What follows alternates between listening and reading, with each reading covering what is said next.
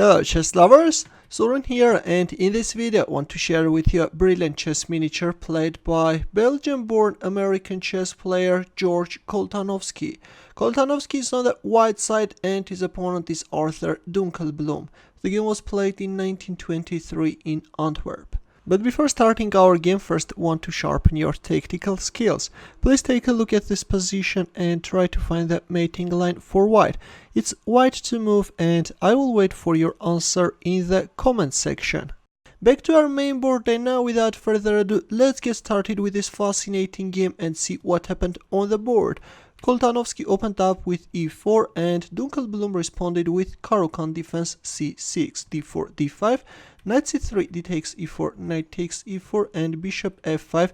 Black goes for the classical variation. In here usually white is moving back his knight on g3, this is the main move, but in our game we have bishop d3, a move which you can see very rare in this position. With this move, white is inviting black to win the central pawn on d4, and honestly guys, I have to tell you that no elite player would go for such a line nowadays. For online blitz this may work, just for using this as a surprise weapon, but I won't recommend this line to play with the white pieces. This queen takes d4 allows white to develop his kingside knight with a tempo, but of course there is nothing wrong with black's position. Black queen won a pawn and then retreated to its initial square, queen e2, knight f6. In here we have the exchange of knights on f6, and white won black's light squared bishop on f5, but with a double attack by going for queen a5 check, black will now win back the lost piece. Queen takes f5 is on the board and white castles queenside. Here Dunkelblum played queen e6, which is a very dubious decision. Well, it was better to proceed with the development, but in our game after castling queenside we have queen e6.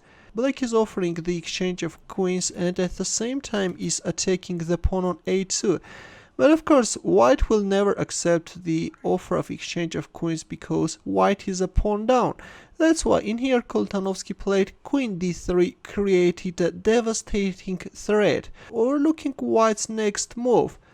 Dunkelblum won this pawn on a2. I have to tell you that Dunkelblum played this game really very terribly, like an amateur, you know, and he's actually violating basic chess principles. Instead of developing his pieces, he's making too many moves with his queen, and with his last move also munched the pawn, but this allows white to go for a brilliant combination and checkmate black king.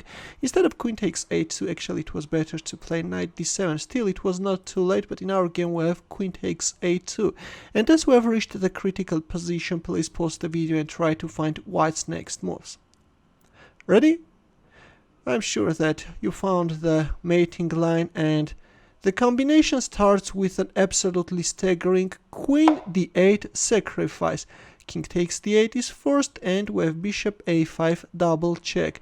And now wherever black puts his king, then black king is getting checkmated. In our game king c8 was played and Koltanowski announced a brilliant opera made by playing rook d8.